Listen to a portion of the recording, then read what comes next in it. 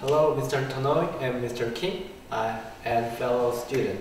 I'm Hong Jun. I'm the first presenter of this group. Because this class is for senior group, I think most of your first concern is getting a job. And after getting a job, what do you think you are going to? I think you guys are going to get married. This is our group's topic. We are going to talk about overall things about the marriage. First one, I'll talk about the marriage in the past, present, and the future. And the second one will talk about decreasing marriage rate. And third presenter will talk about increasing divorce rate. And the last one will talk about the ways to keep decent marriage relationship. And I'll start my part. Marriage means relationship. Marriage means forming relationship between wife and husband. After the wedding ceremony and legislation, people start their marriage. The marriage has existed throughout the history, from primitive times, and it will also exist in the future. But its features are different depending on time. So I'd like to talk about these features. Using 3 keywords, I'll talk about the marriage in the past by offspring, and marriage in the present by diversity, and marriage in the future by the word new. And let me start the first part. Okay. First keyword of marriage is offspring. According to Choi Ji-hoon on his book called Introduction of Folklore, he said the purpose of the marriage in Joseon Dynasty was for offspring.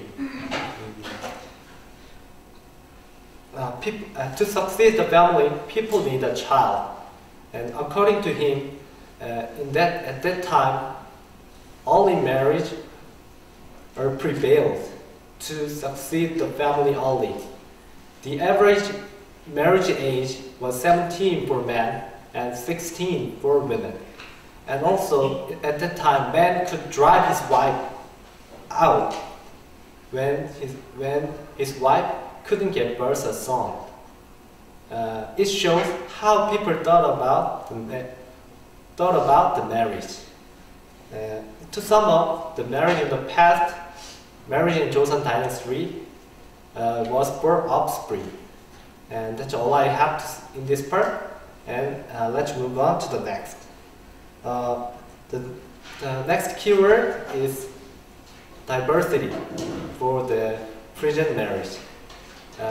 Compared to the past marriage, the purpose of the marriage in nowadays are become diverse. According to Choi Ji-hoon, on his thesis called Research on Outline on Marriage, he divided the purpose of marriage into love, emotional satisfaction, economical status, and social status, and succeeding the family.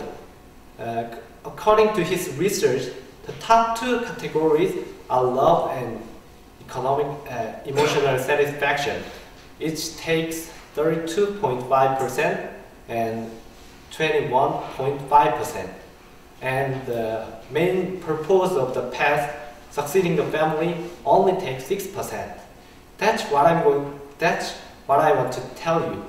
The purpose of marriage compared to the past, purpose of the marriage now in modern days are now become diverse.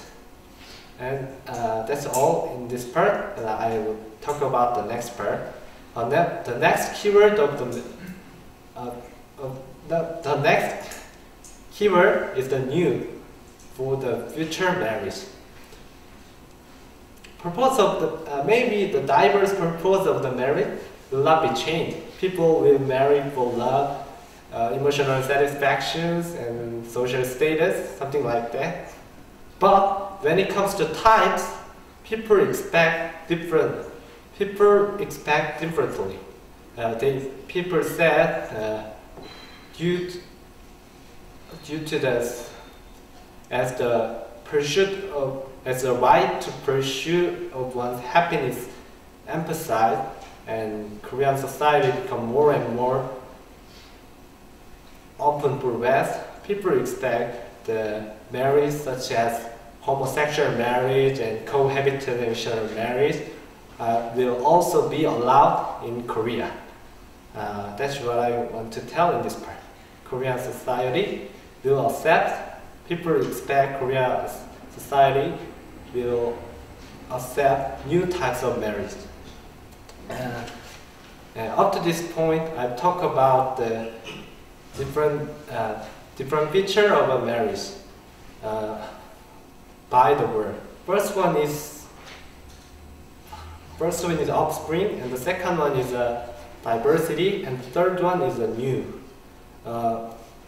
Let's think about the marriage again. What purpose are you going to marry for? And what types of marriage your son or your child are going to be related? Through my presentation, I hope you think about the marriage again. This is the end of my presentation, and the next presenter will talk about his presentation. Thank you for listening.